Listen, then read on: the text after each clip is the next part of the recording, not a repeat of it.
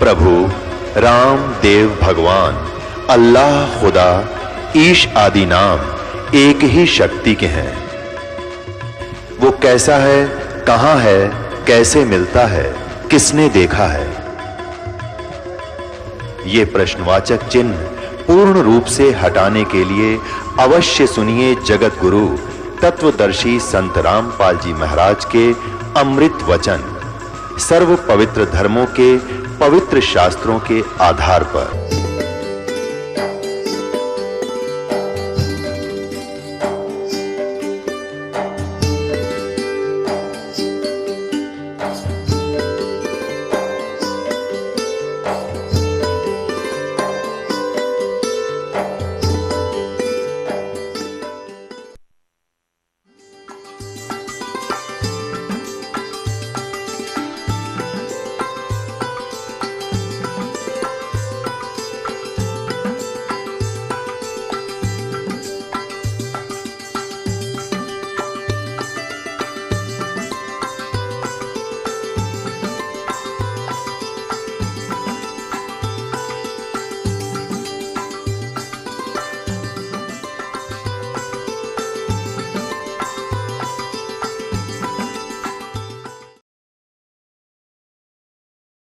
सतगुरुदेव की जय। बंदी छोड़ कबीर परमेश्वर जी की जय। बंदी छोड़ गरीबदास जी महाराज जी की जय। स्वामी राम देवानंद जी गुरु महाराज जी की जय हो।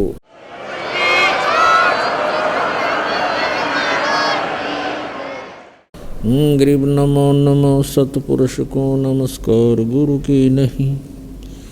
सुर नर मुनि जन साधुआ संतों सर्वसधि नहीं। सतगुरु साहिब संत सब डंडो तुम प्रणाम। आगे पीछे मध हुए तिनको दा कुर्बान। नराकार निर्विषम काल जाल वैवंजनम निर्लेपम निज निर्गुणम अकलनो बेशंदनम। सोहम सुरति समाप्तम सकल समाना निर्तल। उज्ज्वल हीरंबर हरदमं बेपरवा अथाह वार पार निमज्जतम। गरीब दो सुमर सिद्ध होई गणनायक गलता ना करो अनुग्रह सोई। पारस पद परवाना आदि गणेश मनाऊं। गणनायक देवन देवा चरण कमल लो लाऊं। आदंत करूं सेवा परम शक्ति संगीतम रिद्धि सिद्धि दाता सोई। अवगत गुण अतीतम सत्य पुरुष निर्मोही। जगदम्बा जगदीशम मंगल रूप मुरारी। तन मन अर्पों शीसम भक्ति मुक्ति भंडारी। सुर नर मुनि जन ध्यावे ब्रह्मा विष्णु महेशा। शेष शेष मुख गावे पूजे आदि गणेशा। इंद्र कुबेर सरीखा वरुण धर्म राय ध्यावे। समर्थ जीवन जी का मन इच्छा फल पावे। 33 कोटि अधारा ध्यावे शेष 88। उतरे बहुजल पारा कट है यम की फांसी। 33 कोटि अधारा ध्यावे शेष 88। उतरे बहुजल पारा कट है यम की फांसी। कर जोरूं विनती करूं धरूं चरण पर शीश। गुरु जी राम देवानंद जी महाराज ने दियो नाम बख्शीश। कोटि कोटि सिजदा करूं कोटि कोटि प्रणाम। चरण कमल में राखियो मैं बंदी जाम गुलाम। कुत्ता हूँ गुरुदेव का रामपाल दास का नाम। गले प्रेम की जेवड़ी जांखें चोहा जाऊं। तो करो तो बावड़ू दूर दूर करो तो जाऊं। जो राखो त्यों ही रहूं जो देवो सो खाऊं। जय इब के सतगुरु मिल, सब दुख आँखों रोए। चरणों ऊपर शीस धरूं, कहूँ जो कहनी हो। कबीर साईं मिलेंगे, पूछेंगे कुशलात। आदि अंत की सब कहूँ, अपने दिल की बात। गुरु जी तुम ना भूलियो, चाहे लाख लोग मिल जाहीं। हम जैसे तुमको बहुत हैं, तुमसे हमको नहीं।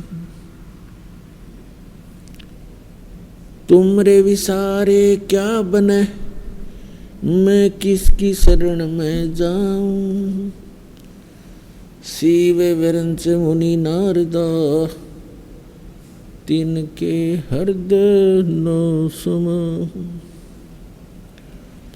गुरु बड़े गोविंद से, मन में देख विचार।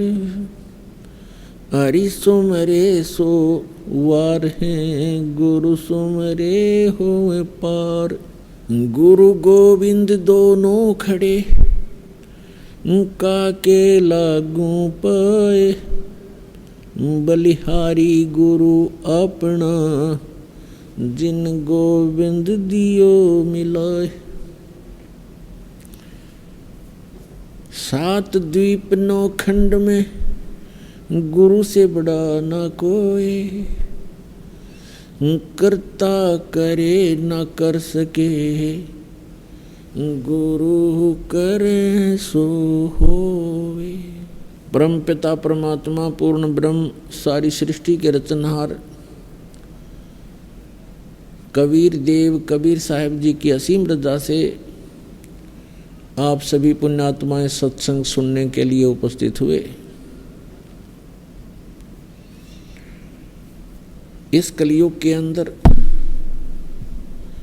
सबसे दुर्लभ है सत्संग प्राप्त होना। आप जी के ऊपर परमात्मा ने यह विशेष रजा बख्शी है। आप कितनी पुण्यात्माएं हैं कि आपको सत्संग उपलब्ध हुआ। सत्संग का अर्थ होता है सत्य, तत्व ज्ञान, सत्य ज्ञान, आध्यात्मिक ज्ञान का जहाँ प्रचार होता हो उसको सत्संग कहते हैं। अध्यात्म मार्ग के अंदर हमने अपने आध्यात्मिक ग्रंथों को ही आधार मानकर आगे कदम बढ़ाना होगा, क्योंकि आज तक जो भी धर्म या उस धर्म के अंतर्गत फॉलोअर, उनके अनुयायी जितने भी हैं, वे प्रारंभ से ही अपने धर्म ग्रंथों को सर्वोच्च मानते हैं, उत्तम मानते हैं, शिरोधार्य मानते हैं। तो आज भी हमने उनको शिरोधार्य ही मानना होगा। और जो भी धर्मगुरु अपने धर्म ग्रंथों के विपरीत ज्ञान दे रहा है, उसको हमने अब छोड़ना होगा, तभी हम भक्ति मार्ग में सफल होंगे। इसके लिए पवित्र श्रीमद् भगवत गीता अध्याय नंबर 16 का श्लोक नंबर 23 और 24 पर्याप्त है हमें समझने के लिए। उसमें विवरण है कि शास्त्र विधि को त्याग कर जो मनमाना आचरण करते हैं, उनको न तो सुख की प्राप्ति हो सकती, न उनको कोई सिद्धि प्राप्त होती, और न ही उनकी परम गति होती है।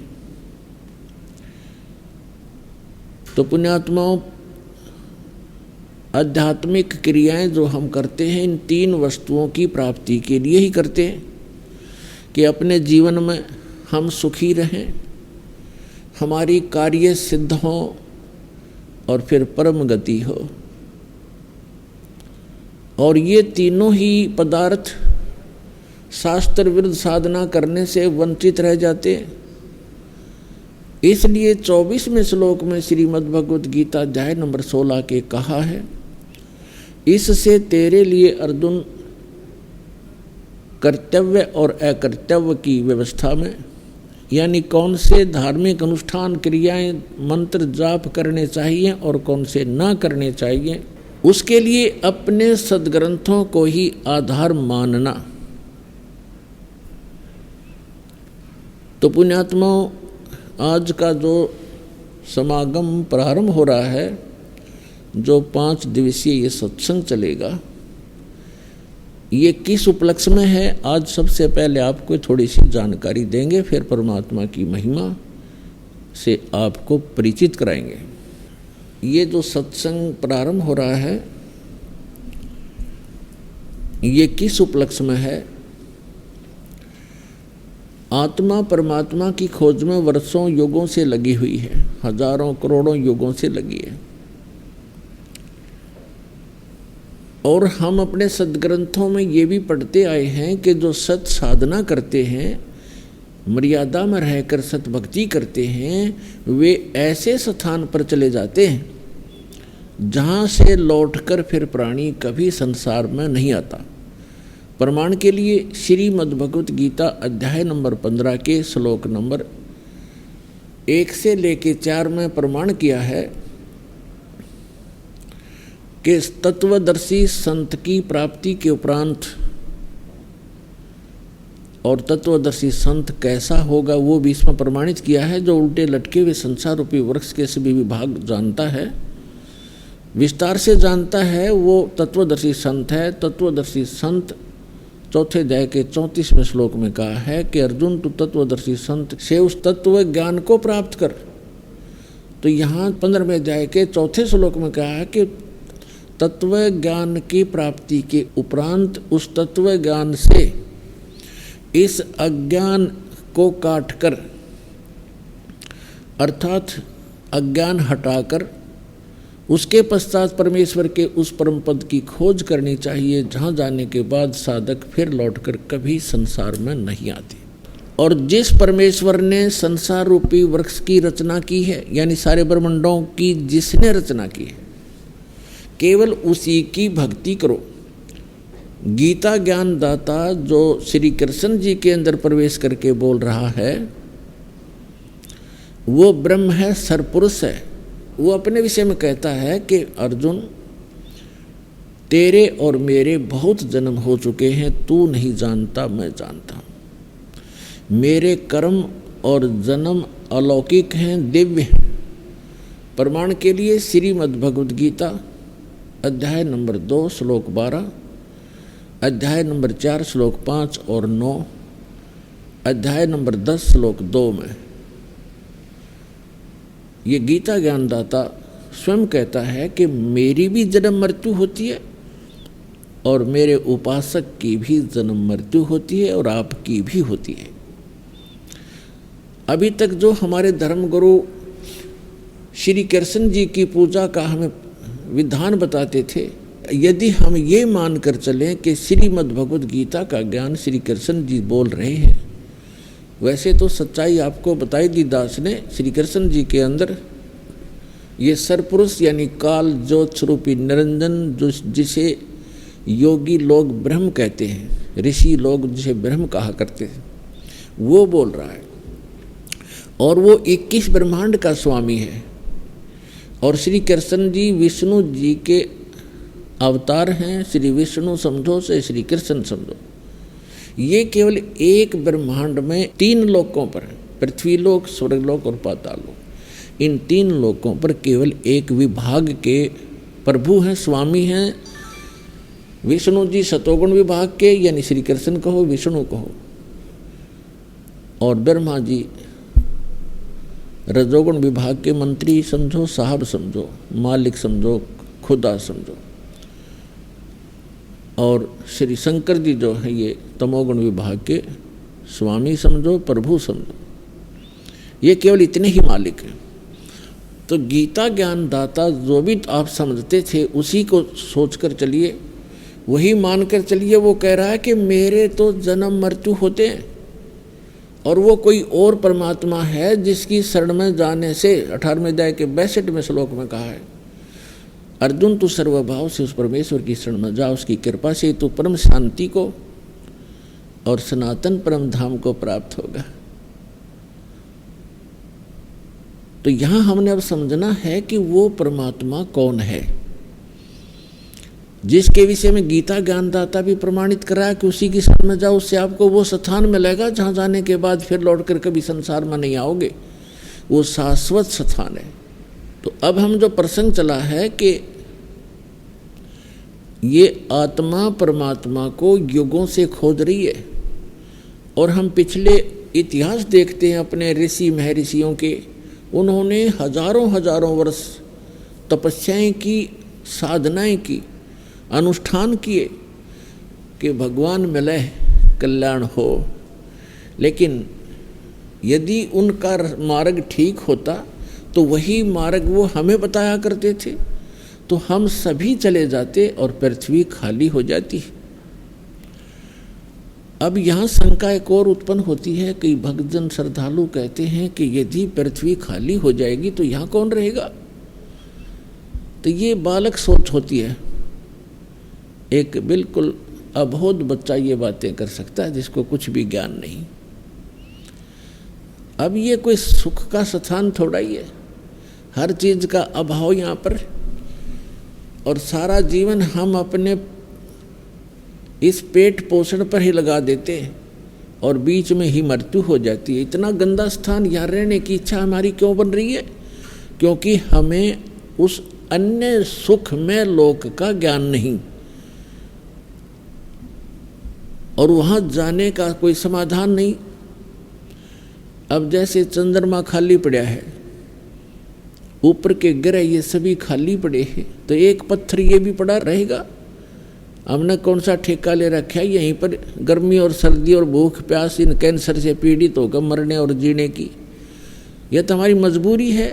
जब हम ऐसे स्थान पर चले जाएंगे जहाँ हमें शरीर इतना अच्छा मिलेगा जिसमें कोई रोग नहीं, निरामे मिलेगा। निरामे, आमे माने रोग होता है, निरामे माने निरोग शरीर मिलेगा। और ऐसा ही वहाँ दुनिया होगी आपकी, ऐसे आपका परिवार होगा जो कभी मृत्यु को प्राप्त नहीं होगा। और वहाँ एक ऐसा शिष्टाचार होगा, यहाँ तो कद बहु सास ने गड़न लाग रही है या सास बहु से के सर हो रही है, रोज कोई ना कोई पंगा जी ने बना रहता है जीव के, हम ढीठ होकर जी रहे हैं, कोई विकल्प दिखाई नहीं दे रहा। तो हम ऐसे स्थान पर चले जाएंगे जहाँ कोई दुख नहीं, कोई वृद्ध अवस्था नहीं। अब कौन वृद्ध होना चाहता है, कौन रोगी होना चाहता है, और सभी हो रहे हैं। कौन मरना चाहता है, और सभी मर रहे हैं। तो ऐसे गंदे लोक में और फिर कोई ये कहे कि ये खाली हो जाएगा, ये तो जितना शीघ्र खाली हो उतना अच्छा। ये रहने का स्थान है, कहीं फ्लड आ रही है, मर गई दुनिया, कहीं पर भूकंप आ गया है, कहीं पर वैसे सूखाग्रस्त कोई रोग से मर रहा है, कोई किसी तरह करा रहा है। तो ये तो एक बूचड़ खाना है ये पृथ्वी लोक, और ये स्वर्ग लोक यहाँ के, ये कोई स्थान ठीक नहीं है। तो परमात्मा की खोज में हम युगों से लगे हुए हैं, और यदि उन ऋषि महर्षियों का मार्ग सही होता तो हम चले जाते वहाँ पर, हम इस संसार में नहीं रहते। इसका कारण यही रहा कि हमारे सदग्रंथों का भी ज्ञान हमारे धर्मगुरुओं को नहीं था। वर्तमान के अंदर तो बिल्कुल ही बिजली गिर गई है, और विशेषकर इस हिंदू धर्म में तो कमाल कर दिया। जितना भक्ति का इस अध्यात्म मार्ग में जो घोटाला देखा है इस हिंदू धर्म के अंदर, और अन्य धर्मों में नहीं देखने को मिलता। अन्य धर्मों के धर्मी जैसे कोई कुरान शरीफ का मानने वाला है, कम से कम कुरान शरीफ को आधार तो मान रहा है, और उसके अनुसार जैसा भी उनकी परंपरा वो एक ही तरह की भक्ति करे। इसी प्रकार ईसाई धर्म में देख ले, मुसलमान इसमें सिख धर्म में देख लो, और हिंदू धर्म में देख ले, जितने गुरु उतनी ही पूजा, जितने जो ज्ञान है उतने ही देवता। कोई कुछ पूछ रहा है, कोई कुछ पूछ रहा है, कोई कुछ बता रहा है, कोई कुछ बता रहा है, कोई आधार नहीं। जबकि हमारे सदग्रंथ हैं, उनको तो देखे हम झांक के। तो हमारे धर्म गुरुओं को हमारे धर्म ग्रंथों का भी ज्ञान नहीं था। इस कारण से हमारे उन अनमोल रत्न, जो अनमोल खजाना हमारे ही घर में छुपा पड़ा था, ये हमारे धर्मगुरु उसको हमारे सामने रख नहीं सके, जिस कारण से हम गरीब से गरीब होते चले गए। हम आध्यात्मिक गरीब हो गए, निर्धन हो गए। कबीर साहब कहते हैं, कबीर सब जग निर्धना और धनवंता ना कोई, धनवंता सो जानिए जिस पर राम नाम धन होए। तो हमारे पास राम नाम धन नहीं रहा, जिस कारण से हम भिखारी बन गए। तो पुण्यात्मा, अब हमने फिर धन, राम नाम के धन को पुनः संग्रहित करना है शास्त्र अनुकूल साधना करके। अब आज का जो समागम प्रारंभ हुआ है, इसका उपलक्ष्य है कि ज्येष्ठ सुदी पूर्णमासी को वो परम अक्षर ब्रह्म जो हमारे पिता हैं, जो हमारे हमदर्द हैं, जो हमारे दुख में दुखी होते हैं, जो हमें सुखी करने के लिए, और सतलोक जो स्थान हम छोड़कर आए हैं जहाँ हम सुखी रहा करते थे, उसकी खबर बताने के लिए, खबर देने के लिए, उसकी जानकारी देने के लिए वो परमात्मा स्वयं ही आते हैं। और ये हमारे सदग्रंथ भी प्रमाणित कर रहे हैं। ऋग्वेद मंडल नंबर 9 सूक्त नंबर 86 और मंत्र नंबर 26 और 27 में, ऋग्वेद मंडल नंबर 9 सूक्त 82 मंत्र 1, 2, 3 में, ऋग्वेद मंडल नंबर 9 सूक्त 20 मंत्र 1 में, ऋग्वेद मंडल नंबर 9 सूक्त 94 के 94 के मंत्र नंबर 1 में, ऋग्वेद मंडल नंबर 9 सूक्त 95 के मंत्र नंबर 2 में, ऋग्वेद मंडल नंबर 9 सूक्त 96 96 के मंत्र 16 से लेकर 20 में, ऋग्वेद मंडल नंबर 9 सूक्त 54 मंत्र 3 में, ऋग्वेद मंडल नंबर 9 सूक्त 1 मंत्र 8 और 9 में, और भी अनेक स्थानों पर चारों वेदों के अंदर ये प्रमाण दिया है कि वो परमात्मा जो सर्वशक्तिमान है, सभी सर्वोत्पादक प्रभु, सबकी उत्पत्ति करने वाला, वो परमात्मा ऊपर रहता है ध्यूलोक के तीसरे पृष्ठ पे। ध्यूलोक माने तेजो में लोक, जो सौ प्रकाशित पृथ्वी सतलोक है। उस पृथ्वी पर वो परमात्मा एक गुम्बज के अंदर राजा के समान, सिर पर मुकुट है, ऊपर श्वेत छत्र है दाता के, और सिंहासन यानी तख्त पर विराजमान है। तो जिन महापुरुषों ने परमात्मा को वहाँ देखा, उन्होंने भी बताया है परमात्मा का साक्षात्कार जिनको हुआ है, क्योंकि वो परमात्मा स्वयं ही उनको लेकर के सतलोक गए थे, अपना निज स्थान दिखाकर उनको वापस छोड़ा था। उनमें से एक हैं आदरणीय गरीबदास साहिब जी, गांव छुडानी, जिला झज्जर, हरियाणा वाले। उन्होंने कहा कि श्वेत छत्र और सिर मुकुट विराजे, देखत ना उस चेहरे नु, गरीबदास ये वक्त जात है, रोगे इस पैरे नु। यानी वो परमात्मा के सिर पर सफ़ेद छत्र है एक ऊपर, जैसे ये छत्र आप छतरी देखते हो छोटी सी, ये तो आर्टिफिशियल है, वहाँ परमात्मा की ओरिजिनल है। और सिर पर मुकुट है उस परम पिता के, जैसे राजा लोग पहनते हैं। यही ऋग्वेद मंडल नंबर 9 सूक्त 82 मंत्र 1 में है कि वो सर्व उत्पादक प्रभु, सब पापों का नाश करने वाला, राजा के समान दर्शनीय है, देखने में राजा के समान तख्त पर विराजमान है, सिंहासन पर बैठा है, और वहाँ से गति करके आता है, अच्छी आत्माओं को मिलता है जो दृढ़ भक्त होते हैं। तो इन सभी वेद मंत्रों का निष्कर्ष है कि वो परमात्मा ऊपर बैठा है, नर आकार है, मनुष्य दृश्य है। जिन महापुरुषों ने परमात्मा को देखा, उन्होंने कहा हमरे ही हुनियार है हमारा सृजनहार, हमारा सृजनहार, हमारा भगवान, हमारा उत्पत्ति करता, हमारे ही शकल का है, हमारे जैसी शकल का है, हुनियार हमारे जैसे रूप का है, लेकिन उस परमात्मा की सामर्थ्य और उसके शरीर की मटेरियल ऑफ बॉडी हमसे ज़्यादा शक्तिशाली और अविनाशी है, ताकतवर है, तेजों में है। तो सतलोक में जाने के बाद प्रत्येक प्राणी, प्रत्येक जीव हंस कहलाता है, हंस। और वहाँ जाने के बाद प्रत्येक का जो शरीर बनता है वो, जैसे हमें यहाँ शरीर मिला है ये कच्चा है, ये किसी कारण से भी विनाश को प्राप्त हो जाता है, वहाँ जो शरीर मिलेगा वो कभी विनाश को नहीं प्राप्त होगा। उसमें नाड़ी तंत्र नहीं है, उसके अंदर ब्लड प्रेशर, शुगर, कैंसर आदि कोई रोग नहीं होता, वहाँ वृद्ध अवस्था नहीं है, और वहाँ सदा युवा रहते हैं। जब बच्चे होते हैं ऐसे आपका परिवार होगा और बच्चे होंगे, और एक स्थिति ऐसी आती है कि वो युवा होने के बाद फिर युवा ही रहेंगे, वो सदा वृद्ध नहीं होते। और इतने शुद्ध विचार हैं, किसी चीज़ का अभाव नहीं है, किसी वस्तु का अभाव नहीं वहाँ पर।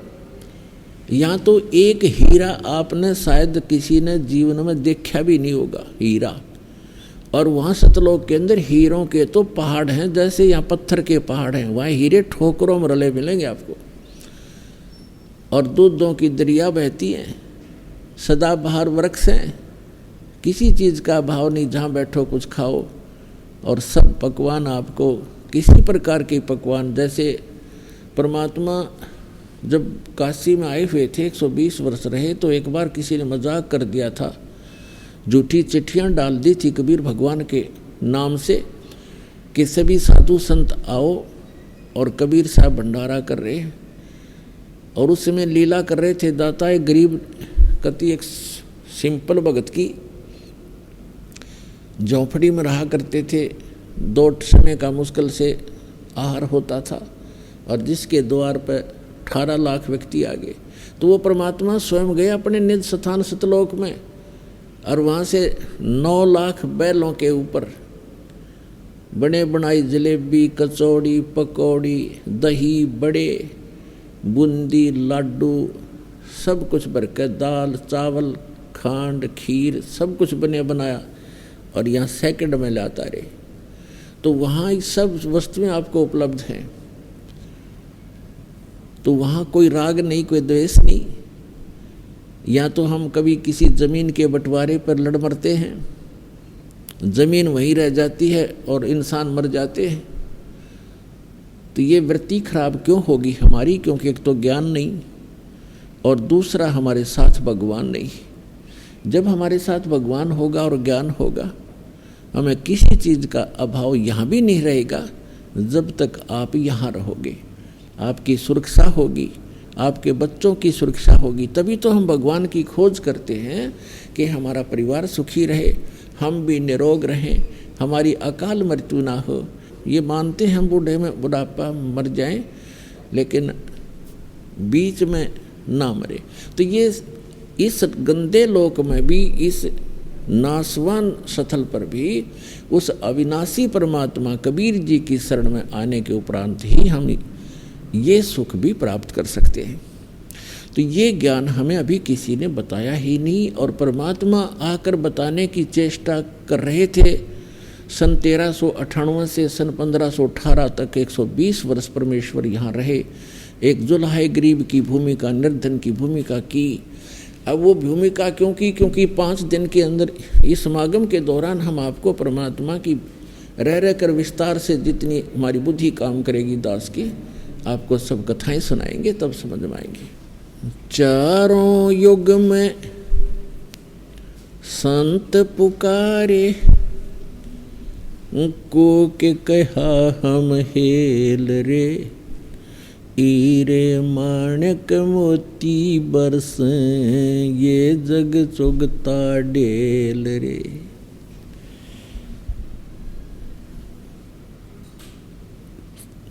ये समागम उस शुभ दिन के उपलक्ष्य में मनाया जा रहा है कि वो परमात्मा हमारे पिता हम बालकों की गलती को अक्षमा करके जो हमने सतलोक में करी थी, क्योंकि सृष्टि रचना के माध्यम से आपको ये जानकारी होती है कि आप जी कैसे यहाँ फंसे थे इस गंदे लोक में, क्यों इतना कष्ट उठा रहे हैं। ये सज़ा है आपको, ये दंड है आपको यहाँ मिला हुआ है। और इस जेल के अंदर जो थोड़ी बहुत सुविधा प्राप्त कर लेते हैं हम उसी को सुख मान रहे हैं। जेल में सुख सपने में भी नहीं होता। तो इस 21 ब्रह्मांड जो या जेल है काल की, इसमें सुख स्वप्न में भी नहीं हो सकता किसी प्राणी को, चाहे वो पूरी पृथ्वी का राजा हो, चाहे वो स्वर्ग का राजा हो। तो ये जो स्थान है, यहाँ हम क्यों आए, ये सृष्टि रचना में आपको बताएंगे, ये समागम के दौरान भी आपको बताएंगे। तो उस गलती को अक्षमा करके परमात्मा हमें बालक जान के अब यहाँ आते हैं, हमें अपना निज स्थान बताने, अपने पाने की यानी सतलोक जाने की विधि बताने के लिए वो स्वयं ही आते हैं। तो वो परमात्मा, जैसे उस परमात्मा के विषय में आप जी ने अभी प्रमाण सुना कि चारों वेदों में उसमें स्पष्ट है कि वो परमात्मा ऊपर रहता है, वहाँ राजा के समान ओवरऑल कंट्रोलर के रूप में सिंहासन पर विराजमान है। और उस परमात्मा की शक्ति, पावर ऑफ गॉड, उस परमात्मा की शक्ति सर्वव्यापक है। वो परमात्मा एक देशीय है, एक स्थान पर रहता है। जैसे सूर्य एक देशीय है और उसकी जो शक्ति है वो निराकार रूप में प्रत्येक को प्रभावित कर रही है। उष्णता उसकी शक्ति है।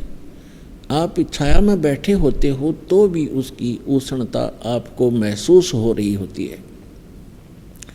इसी प्रकार परमात्मा की जो शक्ति है प्रत्येक कण कण में विद्यमान है। परमात्मा एक स्थान पर है, नर आकार है और वहाँ से गति करके यहाँ आता है। वो उद्देश्य क्या रखता आने का, पर वेदों में भी आपको बहुत बार प्रमाणित किया है और आगे भी बताएंगे कि वो परमात्मा यथार्थ भक्ति मार्ग बताने के लिए ही यहाँ आता है। हमें यदि किसी वस्तु की आवश्यकता है तो मोक्ष मार्ग है वो। मोक्ष माने यहाँ इस बंधन से छूट जावा जो कर्म बंधन से हम बंधे हुए हैं, और कर्मों के बंधन से छुड़वाने वाले को बंदी छोड़ कहते हैं। और कर्म के बंधन को केवल वो बंदी छोड़ परमेश्वर सत्य पुरुष कबीर साहब ही छुड़वा सकते हैं। मासा घटे न तिल बधे विधना लिखे जो लेख, सच्चा सतगुरु मेट कर ऊपर मारे मेख। अब जब परमात्मा यहाँ आते हैं हम उस परमात्मा को पहचानते नहीं। क्यों नहीं पहचानते? क्योंकि हमने डेफिनेशन ऑफ गॉड व रॉन्ग सुन रखी होती है। परमात्मा की जो परिभाषा है वो हमने गलत सुन रखी होती है, जिस कारण से हम परमात्मा का कुछ और ही दृष्टिकोण से विवेचन करते रहते हैं और वही धारणा हमारे हृदय में समाई रहती है। इसलिए वो परमात्मा यहाँ परमात्मा कम और एक मानव की तरह अधिक लीला करता है, ताकि वो हम उसके निकट रहकर कुछ उनके ज्ञान को फॉलो कर सके। तो इसलिए वो परमात्मा ने स्वयं आकर के यहाँ पर ज्ञान देते हैं वो। तो वो परमात्मा ऊपर रहते हैं, वहाँ से गति करके आते हैं, अच्छी आत्माओं को मिलते हैं और उनको फिर अपने सतलोक ले जाकर वापस छोड़ते हैं, अपना गवाह बनाकर छोड़ जाते हैं। अब उन गवाहों ने, उन जो साक्षी बने परमात्मा के, जिनको भगवान मिले, उन्होंने और साथ में हमारे पवित्र सदग्रंथों ने, दोनों ने रिल मिलकर ये सिद्ध कर दिया कि परमात्मा कैसा है, कहाँ रहता है, उसका नाम क्या है, उसके पाने की विधि क्या है, वो मेथड कौन सा है जिससे हम परमात्मा प्राप्त कर सकते हैं। और जो सदग्रंथों में और जिनको परमात्मा मिले उन महापुरुषों के अनुभव की जो उनकी अपनी अमर वाणी है, एफिडेविट है, वो दोनों मेल खा जाते, फिर संशय नहीं रहेगा आपको। फिर संशय नहीं रहेगा कि हम जो कर रहे हैं वो ठीक है या गलत है, वो फिर स्पष्ट हो जाएगा। इसलिए उस परमात्मा ने बताया है वो परमात्मा चारों युगों में आते हैं और वो स्वयं ही आकर अपना ज्ञान कराते हैं।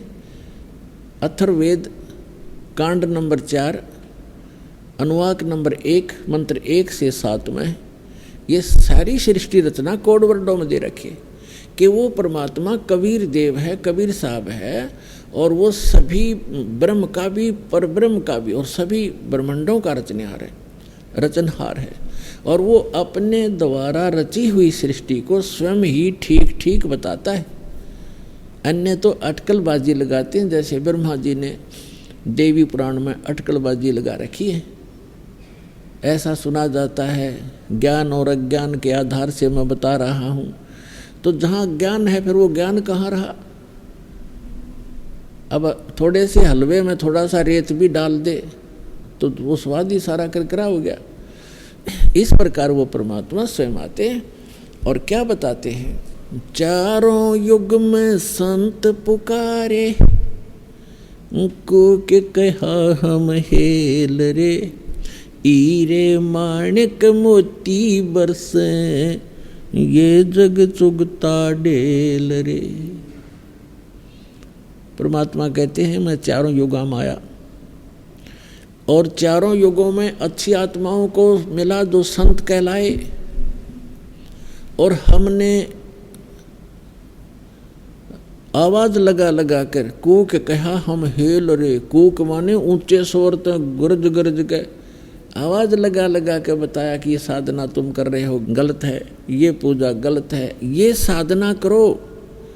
शास्त्र विधि त्याग कर मनमाना आचरण करने वाले डड़े ढो रहे हैं। ये जग चुगता ढेल रे, हीरे मोती समझकर कंकर इकट्ठे किए बैठे हो आप, और हम हीरे और मोती इनकी वर्षा कर रहे हैं शास्त्र अनुकूल साधना और मंत्रों की, जिससे आपको मोक्ष रूपी हीरे प्राप्त होंगे, आपका जीव सुखी होगा। हमारा ज्ञान किन्हें ना सुनिया, पर भी लेन जात है दुनिया। हमारा ज्ञान किसी ने नहीं सुना, किसी ने नहीं सुना, और वहाँ पर भी लेने जाते हैं। जैसे आप देख रहे हो केदारनाथ के ऊपर कल से कितना भयंकर फ्लड आकर के बदल फट गया, वहाँ तहस नहस हो गई, बहुत से नुकसान हुए, बहुत से श्रद्धालु मारे गए। यदि अमरनाथ के ऊपर जाते हैं, शायद ही कोई ऐसा वर्ष गया होगा जिसमें 100, 200, 1000, 1500 ना मरे हों दर्शक श्रद्धालु। तो पुण्यात्माओं, आत्मा भगवान बिना रह नहीं सकती, इसका स्वभाव है।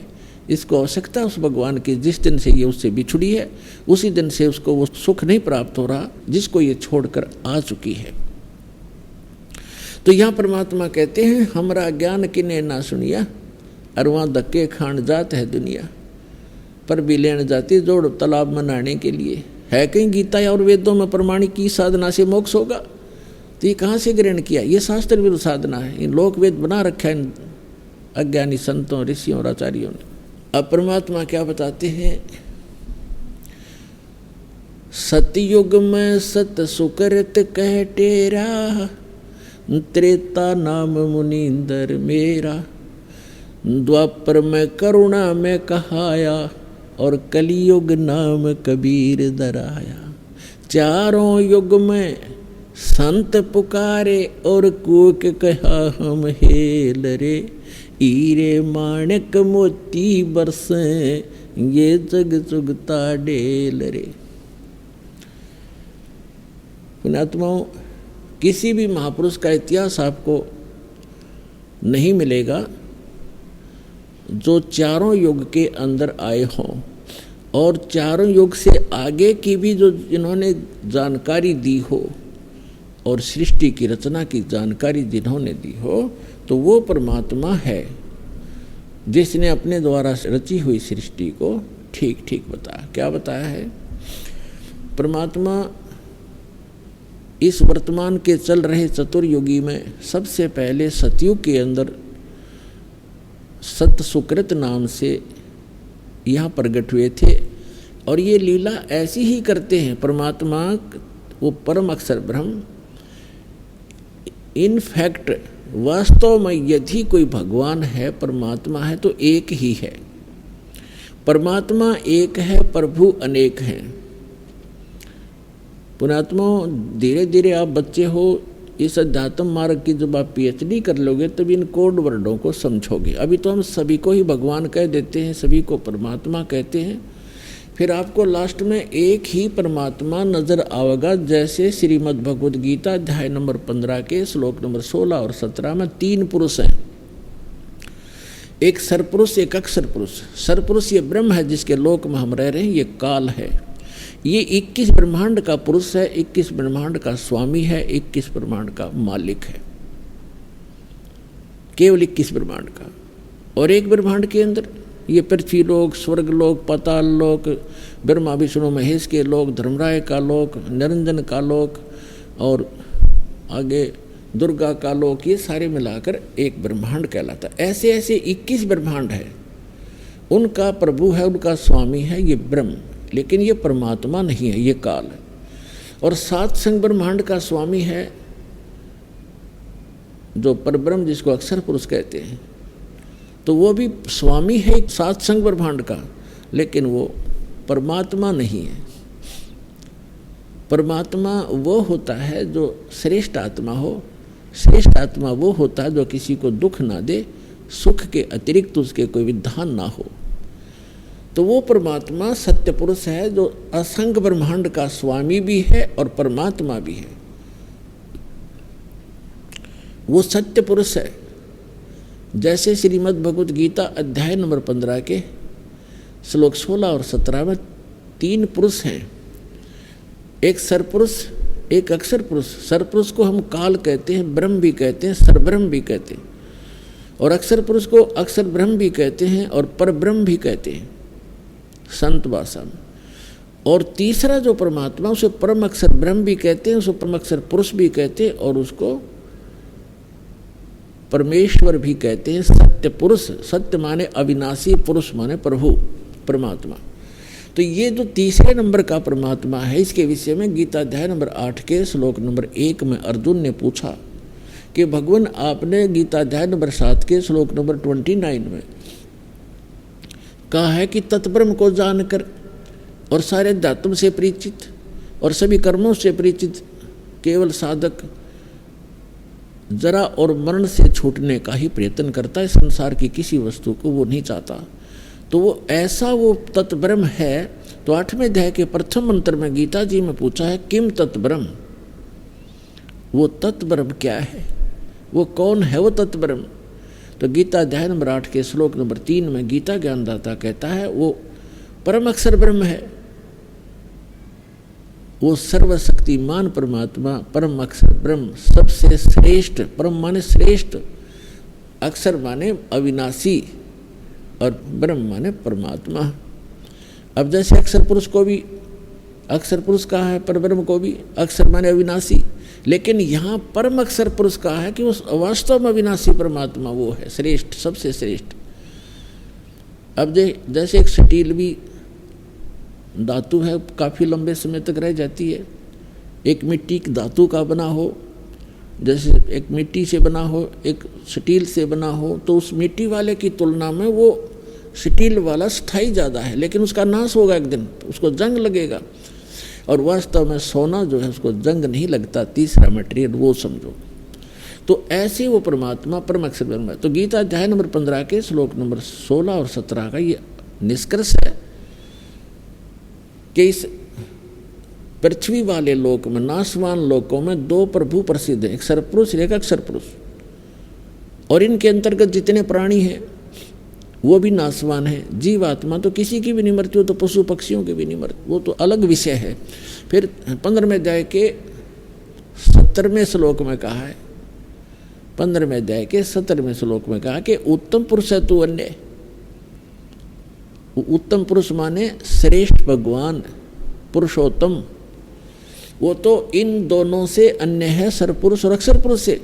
और परमात्मा इति उदारते, जिसको परमात्मा कहा जाता है, परमात्मा श्रेष्ठ, श्रेष्ठ आत्मा जो कभी दुख ना दे किसी को। और ये लोक तरमाविष्य विवर्ती अवैश्वर है, जो तीनों लोकों में प्रवेश करके सबका धारण पोषण करता, वो है अविनाशी परमात्मा। तो ये परमात्मा परमेश्वर, ये जो तीसरे नंबर का भगवान है, ये है हमारा सबका जनक है। ये है वास्तव में परमात्मा, बाकी स्वामी है, प्रभु है। तो यहाँ थोड़ा सा आपको धीरे धीरे सारा ज्ञान कराएंगे। तो क्या पता है कि चारों युग में ये परमात्मा आते हैं और ये लीला करते हैं। जैसे गीता, जैसे ये जो ऋग्वेद मंडल नंबर 9 और सूक्त नंबर 1 मंत्र 8 में कहा है कि वो परमात्मा सब पापों का नाश करने वाला परमात्मा हमारा 3 प्रकार की 3 सतिथि से हम सबका धारण पोषण करता है। वो 3 सतिथि कैसी है? एक सतिथि में परमात्मा सतलोक में रहता है, तेजो में शरीर है उस परमेश्वर का, मनुष्य दृश्य है, वो सिंहासन पर विराजमान है। एक बहुत बड़ा गुम्बद है, स्तूप है बहुत बड़ा, और वो बहुत सुंदर सफेद कलर का है, तेजो में है, उसके अंदर से भी नूर निकल रहा है। उसके बीच में सिंहासन पर परमात्मा विराजमान है, एक राजा के समान बैठे हैं, उनके सिर पे मुकुट है और ऊपर छत्र है, और उनके ऊपर चंवर अपने आप भी होता है जब इच्छा होती है, और बाकी वो रखा भी रहता है। वो है परमात्मा की प्रथम सतिथि। फिर वो भगवान, वो ही परमात्मा अपना अन्य रूप धारण करके अपने शरीर को सरल करके, क्योंकि वहाँ जो परमात्मा बैठे हैं परमेश्वर परम अक्षर ब्रह्म, उनके एक रोम में, एक रोमकूप कहो, एक रोम कहो, रोम तो कहते हैं बाल को, रोमकूप जहाँ बाल उगता है, उस परमात्मा के एक रोम में, एक रोमकूप में समझो इतनी रोशनी है, करोड़ सूर्य मिला दे, करोड़ चंद्रमा, वो भी फीकी पड़े। तो वो परमात्मा का ऐसा नूरी शरीर है, मनुष्य सदृश्य है, सिर पर मुकुट है, और वहाँ जाकर हंस सभी उस परमात्मा पर चंवर करते हैं, अपने मालिक पर। जो यहाँ से निकल कर जाता है सीधा भगवान के पास जाता है, चरणों में प्रणाम करते हैं, वो परमात्मा सीने से लगाते हैं प्रत्येक को, और फिर वहाँ चंवर करते हैं आदर से। फिर उसको कहता बेटा आराम से रहो, ये तुम्हारे बने बनाए महल वहाँ खाली पड़े थे, विश्राम करो, गलती बनी तुम्हारे से, कोई ना लौट आए। अब भी कहते सुबह का भूला शाम को आ जाए तो भूला नहीं कहलाता, और हम युगों से भूले पड़े यहाँ पर। तो वहाँ ये प्रथम स्थिति है। फिर परमात्मा अपने शरीर को हल्का रूप बना करके दूसरी सतिथि में, वो दूसरी सतिथि में क्या करते हैं, एक शिशु रूप धारण करते हैं, और प्रत्येक युग के अंदर प्रारंभ में एक सरोवर के अंदर कमल के फूल पर आकर नवजात शिशु का रूप धारण करके वो विराजमान हो जाते हैं। वो किसी माँ से जन्म नहीं लेते, और परमात्मा की सारी व्यवस्था होती है, तो वहाँ से कोई निसंतान दंपत्ति उन्हें उठा ले जाते हैं। और धीरे धीरे जैसे बच्चे की तरह परमात्मा अपनी लीला करते हैं, छोटी सी उम्र में ही 4-5 वर्ष की आयु में ही बड़े बड़े विद्वानों के छक्के छुड़ाने लग जाते हैं, और धीरे धीरे बड़े होते हैं और एक नेक नागरिक की भूमिका करते हैं। हाथ से काम करके कम से कम संग्रह करते हैं, झोंपड़ी में रहते। जैसे पहले तो वैसे तकरीबन ये महल वगैरह बहुत कम थे, झोंपड़ी ही डाला करते थे सभी। तो वो परमात्मा एक ऐसी लीला करते हैं कि भक्त को अधिक संग्रह करने की आवश्यकता नहीं है। भक्त वही होता है जो उस लोक की परंपराओं से हटकर आध्यात्मिक परंपराओं के आधार से अपना जीवन निर्वाह करे, उसके आधार से चले, वो भक्त कहलाता है। अन्यथा जैसे भक्ति मार्ग पर चलने वाले व्यक्ति, कोई मार्ग पर चल रहा है, सफर यात्रा कर रहा है, तो वो कम से कम ही भार लेकर चल सकता है। और ये आपको खूब मालूम है, जो पहले यात्रा करते थे, पैदल जाते थे, तो एक थैला डालते थे काख में, उसमें एक चद्दर और एक धोती कुर्ता, नथिंग एल्स। तो कहने का भाव ये है, हमने जाना सतलोक में और हम यहाँ वजन रख लिया ज़्यादा, या कोठी मेरी है, ये कार मेरी है, 5 प्लाट ले लिए हैं और इतने एकड़ ज़मीन बना ली, राजा बन गया, ये राज मेरा है। इस सब को सिर पे रखे हुए एक कदम भी नहीं चल पा रहा, तो फिर हमें ज्ञान होगा कि हमने इतना वजन नहीं उठाना चाहिए जो हमारे सफ़र को बाधा करे। इसलिए कम से कम संग्रह करो, और ये परंपराएं जो हमने बना रखी हैं ये ही हमारा दुख का मूल है, जड़ है ये दुख की। ब्याह शादी में लोग दिखावा ड्रामा करना, नाचना गाना डीजे बजाना, कोई बात है ये? हमने बहुत से देखा, पहले दिन डीजे बजा रहे हैं, लड़के का विवाह है, धरती तोल रखी, अगले दिन वो दूल्हा ही मर जाता है दुर्घटना के अंदर। अब टक्कर मार कर रो रहे हो, अब बजाओ डीजे। तो ऐसे गंदे लोक में, और हम ये ऐसी परंपराएं बनाकर अपना जीवन नाश कर रहे हैं। दहेज लेते हैं, लोग दिखावा देते हैं, तो ये नहीं करना चाहिए हम, क्योंकि सारा जीवन कमाते रहते हैं, फिर उठाकर ब्याह और कोठी पर लगा देते। तो हमने सिंपल मकान जो भगवान अलाउड करे उतना ही बनाओ, चाहे अपनी झोंपड़ी डाल लो, दया करता है भगवान तो मकान बना लो, आपकी व्यवस्था है तो। एक झोंपड़ी भी अच्छे ढंग की बनाई हुई उतना ही काम करेगी जो आपके महल करेंगे। और आजकल के पक्के मकानों से झोंपड़ी जो डाली जाती थी वो गर्मी सर्दी दोनों से प्रोटेक्ट करना करती थी। आज एसी भी ना काम करे तो वो करा करती थी। तो जैसा भी है, देश काल परिस्थिति जो बदल गई है, तो हम कैसे भी मकान बना कर रहें, लेकिन भगवान की भूल ना पड़े और इन परंपराओं को कम करें हम, ताकि जैसे कि आज के हमारी रिवाज बन गई है, बेटी को हमने दुश्मन बना लिया गलत परंपराएं करके। क्योंकि लड़की जन्म होते ही हम ये मान लेते हैं ये बाहर बन गई, क्योंकि इसका विवाह करना 2-4 लाख रुपये लगाने पड़ेंगे तब कोई ग्रहण करेगा, फिर उसको बच्चा होगा, कदे पीलिया, कदे छूत-छक, कदे फलाना, फिर भात हो गया। तो ये क्या आवश्यकता है इन चीज़ों की? ये अपने ये मैन मेड हैं, गॉड मेड नहीं है। और हमने इनको ख़त्म करना पड़ेगा। तो बेटी देखना, सब चाह करेंगे बेटी हो, क्योंकि वजन ही नहीं रहेगा हमारे ऊपर। तो और बेटी बिना फिर बेटे के गाड़ोगे, बेटी ना होगी तो फिर ब्याह कितना होगा, अगला बेटी ना होगी तो किसी के। तो हमारी बुद्धि पर पत्थर पड़ गए, हम भगवान से दूर होकर समाज में ही रंग गए और उसी दृष्टिकोण से सोचने लग गए। तो इनसे ऊपर उठना पड़ेगा, तब हम भक्ति कर सकते हैं। हम सतलोक चलना है तो इन मर्यादाओं का अपना पालन करना पड़ेगा। यदि आप विद्यार्थी हैं तो विद्यार्थी वाला ही काम करे, और फिर वो अगर वो बच्चों में गधों पर बैठकर घूमता है गाँव में जाकर तो विद्यार्थी नहीं है और स्कूल आता नहीं है। इस प्रकार आप जी ने ये अन्य परंपराएं त्यागनी होंगी। तो कहने का भाव ये है कि परमात्मा स्वयं आते हैं, एक लीला करके दिखाते हैं कि भक्त को केवल इतना ही पर्याप्त है, इससे अधिक नहीं। कबीर साहब कहते हैं, कहा चनावे मेड़िया ये लंबी बीत उसारे, घर तो 3.5 हाथ भाई गणात पौड़े 4। क्या प्रसन्न हो रहा, लंबी लंबी द्वार खींच कर लंबी लंबी मेड़िया बनाता है, बड़े दीवाने बनाकर ऊंची ऊंची कोठियाँ गाड़ रहा है, महल हवेली बना रहा है। परमात्मा कहते हैं घर तो 3.5 हाथ गणाते पौड़े 4। 3.5 हूठ हाथ कहते हैं 3.5 हाथ को। ये जो हाथ है यहाँ से लेकर यहाँ तक कौनी तक, ये एक हाथ कहलाता है। और प्रत्येक स्त्री या पुरुष का अपना शरीर 3.5 हाथ का होता है।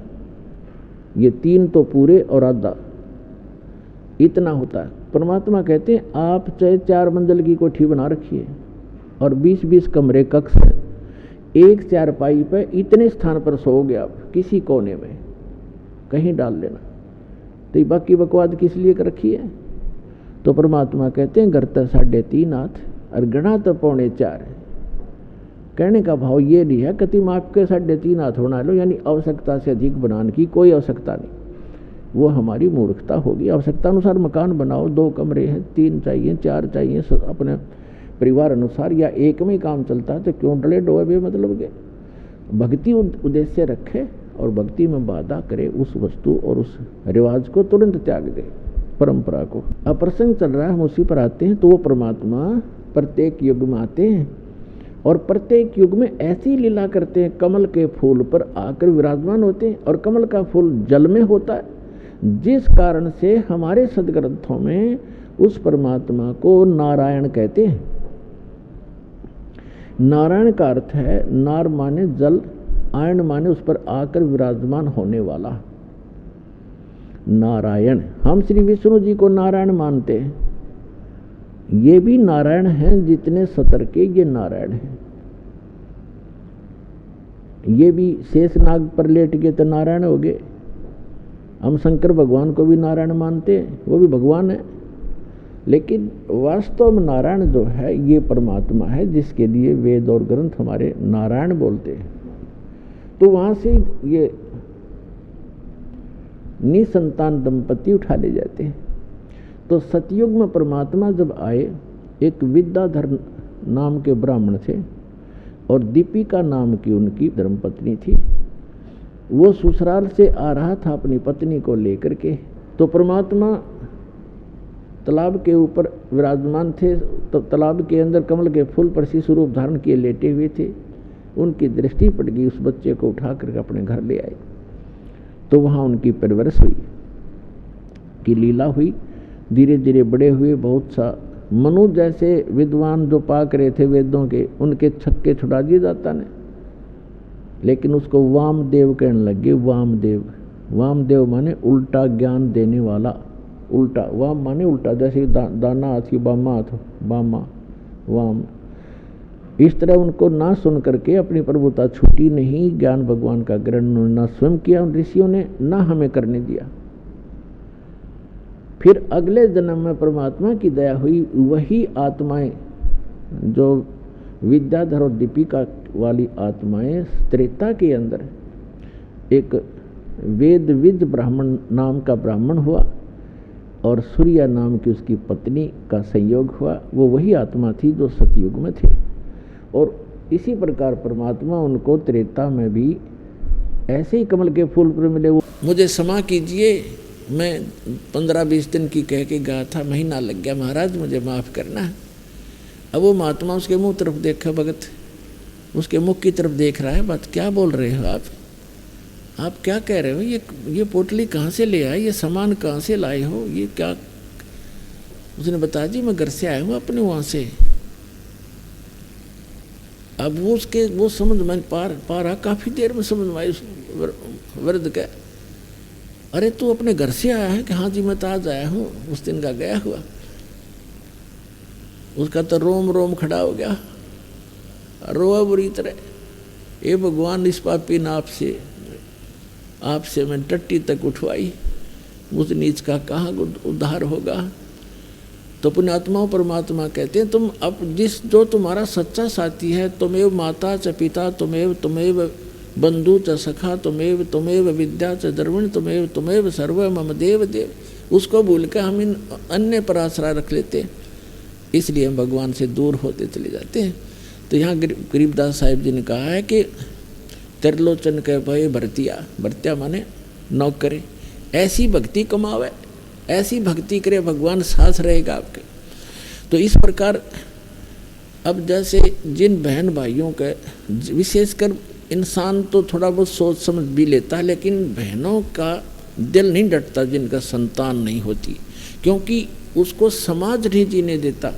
घर जाते हैं, घर वाले कुछ दिन चुप रहते हैं तो कोई पड़ोसी आ जाएगा, आओगा कोई काम और पूछेगा नो बहू का कि मैं होया नहीं बालक बोलक।